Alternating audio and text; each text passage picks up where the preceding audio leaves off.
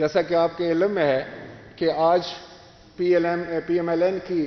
Senior leadership یہاں پر موجود تھی، ساتھی سارے ہمارے کولیگ، اور ہم نے آج مل کر ایک پوری ڈسکشن ہوئی کہ پی ڈی ایم کے حوالے سے کہ پی ڈی ایم کی آج تک جو میں سمجھتا ہوں کارکردگی اور اس کا جائزہ لیا گیا، اور کل لاہور میں جو جلسہ ہونے جا رہا ہے، ایک عظیم الشان جلسہ، بہت بڑا جلسہ خدا کے فضل و کرم سے، اس کے بارے میں آج کی میٹنگ نے اس بات پر تشویش کا اظہار کیا کہ حکومت وقت آئے دن اپنے نئے اور ہر قسم کے ہتھکنڈے استعمال کر کے جتنا اس نے کوشش کی کہ ہمارے جلسوں میں رکاوٹ بنے، ہمارے جلسوں کو فیل کرے، اللہ تعالیٰ کی مہربانی سے اور پاکستان کے عوام کی مدد سے وہ جلسے بہت کامیاب ہو رہے ہیں۔ آپ کے علم میں کل کا جلسہ بھی بہت کامیاب ہوگا، اور اس میں آج ہم نے یہ بھی دیکھا کہ پی ڈی ایم کو پاکستان کے مختلف شہروں سے،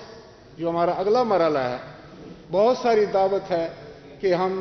صوبے کے مختلف علاقوں سے، تمام صوبوں سے، کہ وہاں پر ہم اپنی ریلیز کا اور احتجاجی مہم کا جو ہے وہ آغاز کریں گے انشاءاللہ تعالی۔ 27 دسمبر کو شہید محترمہ بے نظیر بھٹو صاحبہ کی جو برسی ہے، اس پر بھی ہم نے پی ڈی ایم کی جو قیادت ہے اس کو مدعو کیا ہے، اور انشاءاللہ تعالی وہ بھی شرکت کریں گے۔ تو میں یہ ضرور کہنا چاہوں گا کہ حکومت مکمل طور پر بکھلا چکی، بکھلاہٹ کا شکار ہے، اور جس انداز سے آپ نے دیکھا کہ انہوں نے ملتان میں کیا، وہی طریقہ کار انہوں نے یہاں بھی آخری دم تک یہ غیر یقینی کی کیفیت رکھتے ہیں۔ لیکن اس کے باوجود میں چاہوں گا کہ پی ڈی ایم کے کارکنوں نے اور جلسے کے منتظمین نے جس ہمت، دلیری اور جرت کے ساتھ جو ہے وہ وہاں ارینجمنٹ کیے ہیں، انشاءاللہ تعالی یہ ایک تاریخی اور مثالی جلسہ ہوگا، اور یہ ایک پیغام ہوگا موجودہ حکومت کا کہ پاکستان کے عوام ان کو مزید برداشت کرنے کے لیے تیار نہیں۔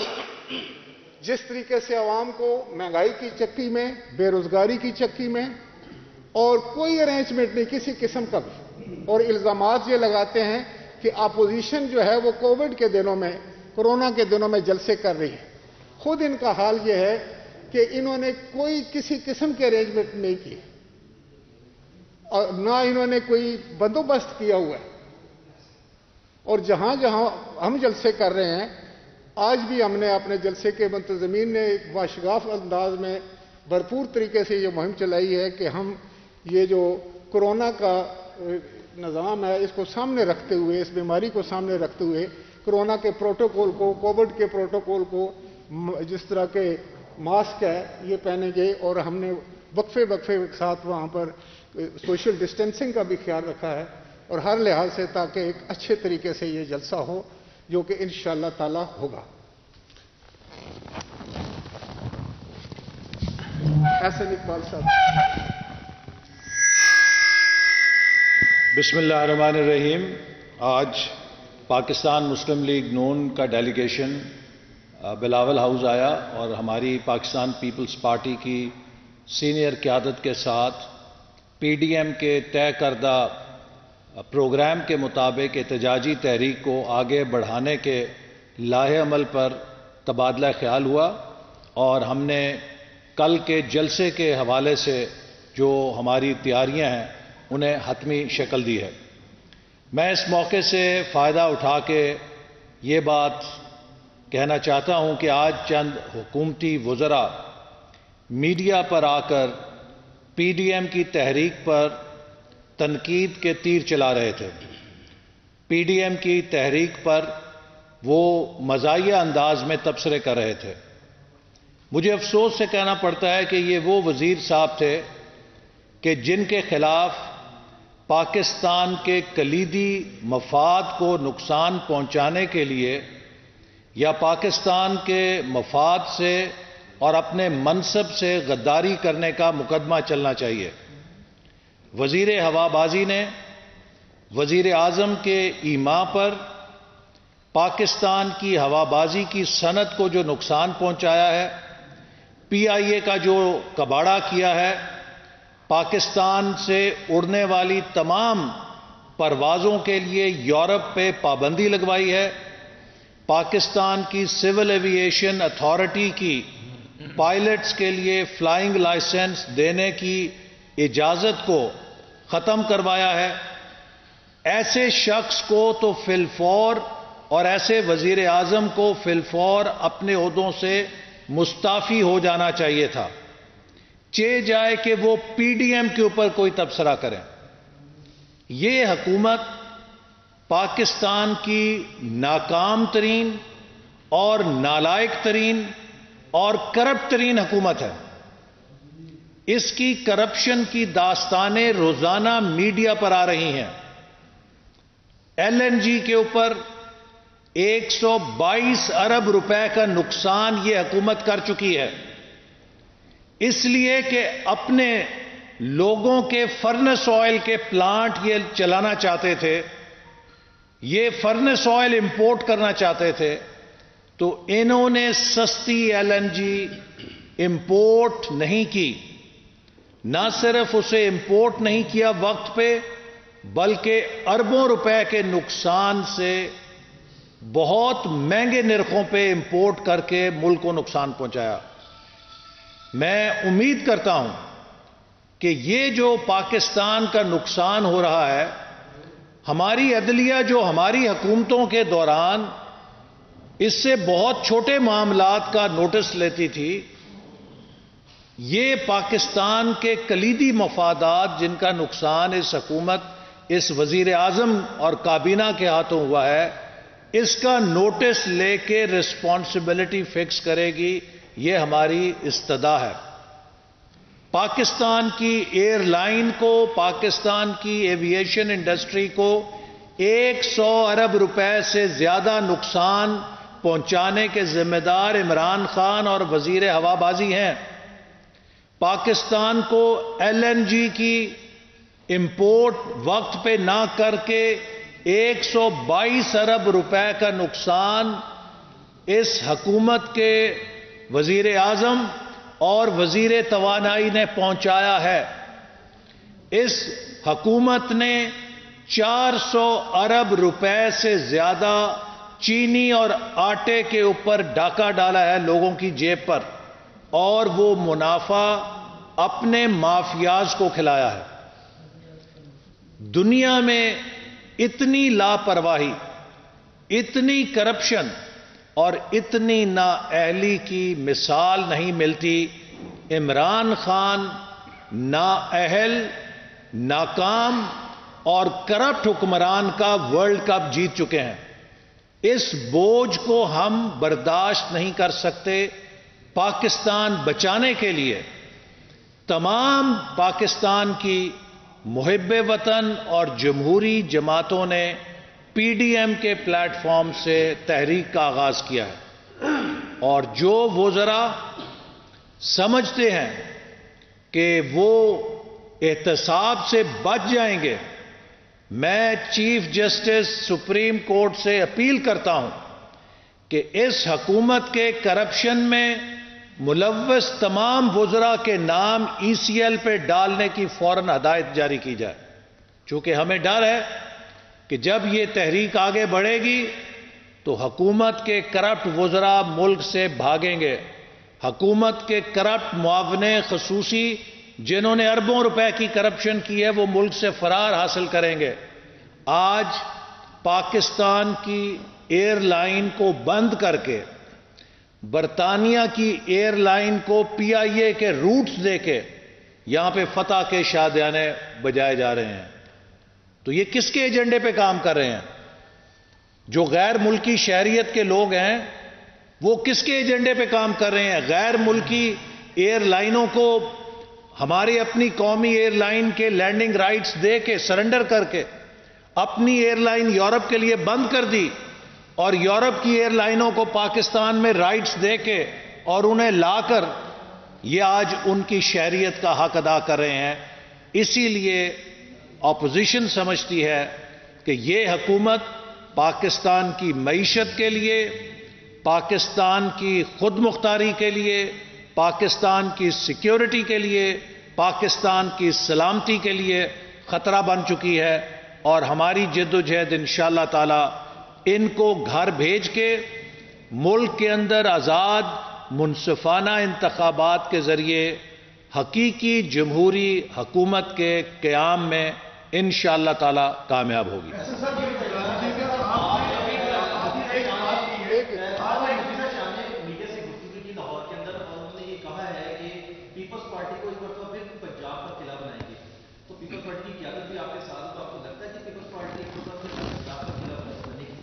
دیکھیے، ہم ابھی انتخابی سیاست میں نہیں ہیں، لیکن یہ جو پاکستان کا ڈیموکریٹک موومنٹ کا اتحاد ہے، یہ پاکستان کی جمہوریت کا ایک ایسا گلدستہ ہے جس میں وہ تمام جماعتیں جو ایک دوسرے کے خلاف الیکشن لڑتی ہیں،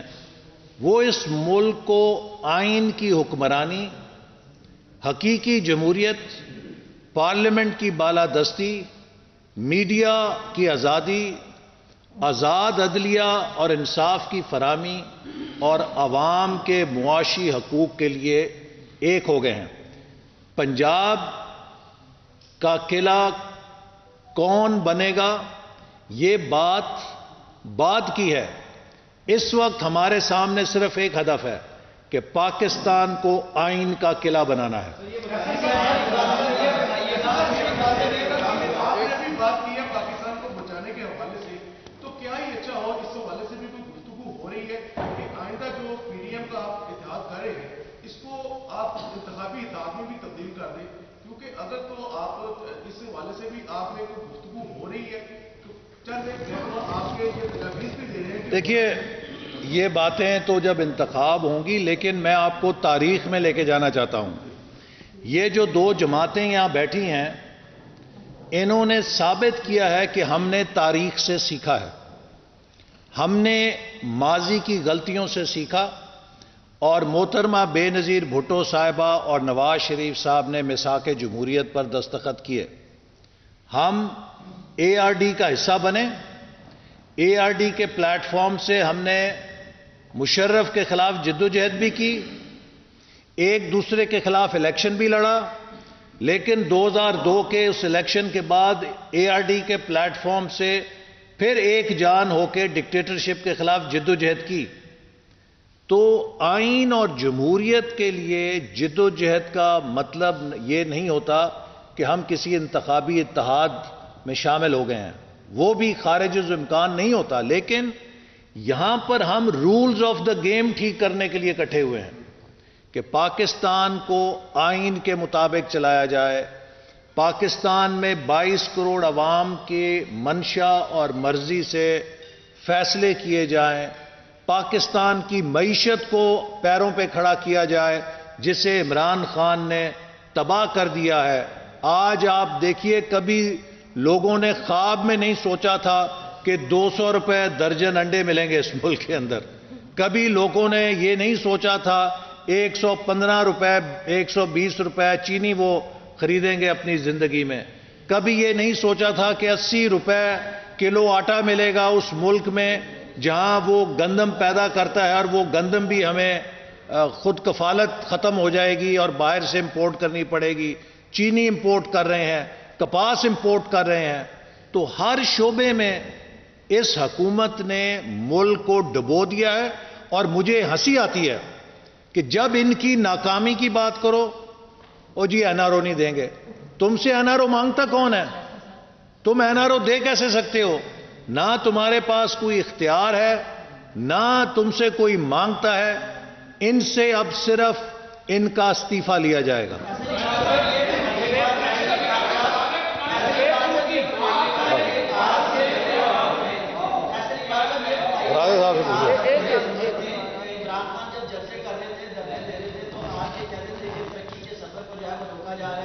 رکھنا ڈالا جا رہا ہے، آج وہی کام آپ کر رہے ہیں، تو کیا آپ یہ سمجھتے ہیں کہ پی ٹی آئی کی ڈیموکریٹک پیپلز پارٹی یہی سمجھتی ہے کہ اگر اقتدار ان کے پاس ہے تو ٹھیک ہے، اگر کسی اور کے پاس ہے تو ٹھیک نہیں ہے؟ ترقی کا سفر ہو رہا ہے۔ ڈیموکریٹک پروسیس کو روکنے کے لیے آپ تمام سیاسی جماعتیں کردار ادا کرتی ہیں اور گلا کرتی ہیں تیسری قوت سے۔ دیکھیں، मैं समझता हूं कि आपको बेस्ट जज तो आप लोग खुद हैं। आप मुझे ये बताएं कि रोज़े अव्वल से लेकर जिस तरीके से ये इक़्तिदार में आए हैं, पाकिस्तान की अवाम ने उसको रिजेक्ट किया,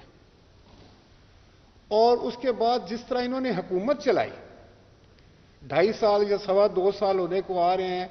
तमाम मकतबा फ़िक्र के लोग, तमाम सेगमेंट ऑफ सोसाइटी जो है वो सरापा एहतजाज है। आप किसानों को देखें, उनका क्या हाल हो चुका है, तालिब इल्मों को देखें, आप मीडिया को देखें, आप इंडस्ट्रियल वर्कर्स को देखें, डॉक्टर्स को देखें, प्रोफेशनल्स को देखें। तो ये एक नाकाम तरीन हुकूमत है, और अगर आप नाकाम तरीन हुकूमत को जितना अरसा ज्यादा बर्दाश्त करेंगे, मुल्क का उतना ज्यादा ही नुकसान होने का एहतमाल है। ये बताइएगा कि आपने कहा कि रोज़े अव्वल से हम इस हुकूमत को नहीं मानते थे, ये जिस तरीके से आई आपको ये मालूम है, लेकिन मुझे ये बताइए कि आज भी आप इसको हुकूमत को गिराना चाहते हैं, तो ये 2.5 साल का अरसा आप लोग हुकूमत में क्यों शामिल रहे हैं? क्यों आपने सेंट्रल गवर्नमेंट बनाई? क्यों असेंबली देखिए, इसलिए कि पाकिस्तान पीपल्स पार्टी ने हमेशा इस बात का आदा किया है कि हम लोग पाकिस्तान के जो डेमोक्रेटिक इंस्टीट्यूशन हैं उनको तस्लीम करते हैं, और इस इलेक्शन को भी विद रिजर्वेशन जो है वो तस्लीम किया गया था, और हम बैठे, और हमारी ख्वाहिश थी, हमारे चेयरमैन ने उस वक्त प्राइम मिनिस्टर को असेंबली के फ्लोर में कहा कि आप आगे बढ़ें, आप काम करें, तामीरी काम करें, अच्छे काम करें, अवामी काम करें, हम आपका साथ देंगे। लेकिन उसके बावजूद ये इनकी, मैं समझता हूं कि नाअहली थी या ना समझी थी या ना तजर्बाकारी थी कि ये वो मैसेज नहीं ले सके, और उन्होंने अपोजिशन के ऊपर एक ऑन स्लॉट शुरू की, एक झूठ की ऑन स्लॉट शुरू की, उनको केसेस में फंसाने की कोशिश की। उस पर भी हमने उनको कहा कि केसेस का मामला आप कोर्ट्स पर छोड़ दें, वहां हम फेस कर लेंगे, लेकिन आप पाकिस्तान की आवाम को तो डिलीवर करो। आइन के आर्टिकल 5 के तहत एक ये डिसाइड हो रहा है कि जो पीडीएम और दीगर हालात बने हुए हैं उसकी आइन के आर्टिकल के तहत कुछ हुकूमतें सुप्रीम कोर्ट से रुजू करेंगी, सुप्रीम कोर्ट 3 साल के लिए इंटरम सेटअप लाएगी और फिर इलेक्शन होगा। क्या आपको ये काबिल कबूल होगा? क्योंकि आगे हालात खराब ही हो गए, ये बताइए। देखिए, जब कोई गलती सरजद हो जाए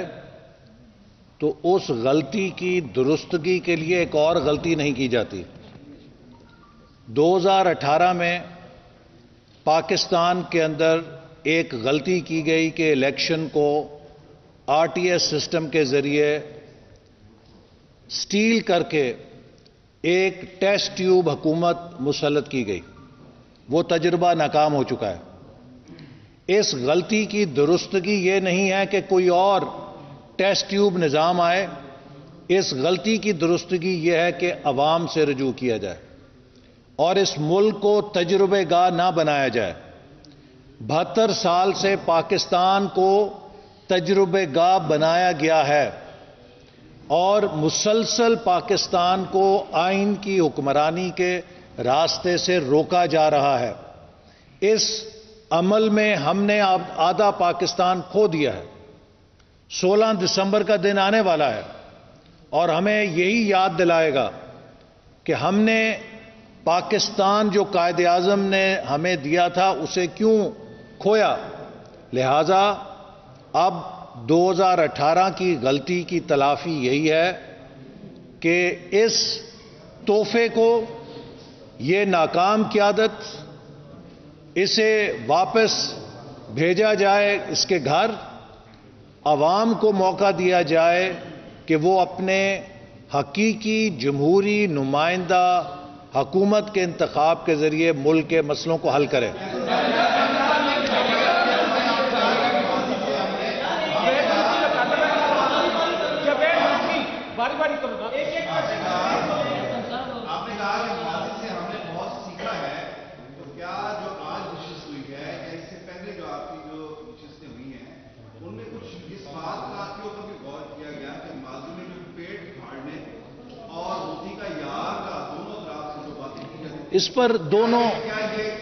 इस पर देखें, दोनों पार्टीज की लीडरशिप फैसला बयान दे चुकी हैं, क्लैरिफाई कर चुकी हैं, लिहाजा इस पर कोई और मजीद बात की जरूरत नहीं।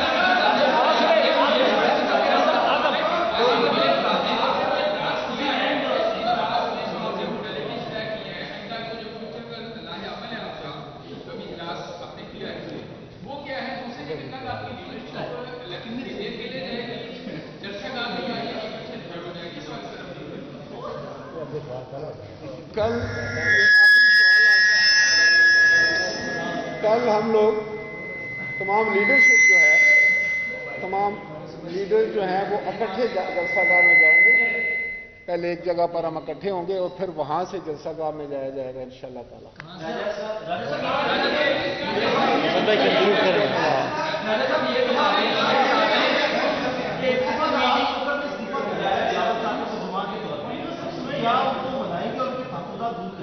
नहीं, वो देखें,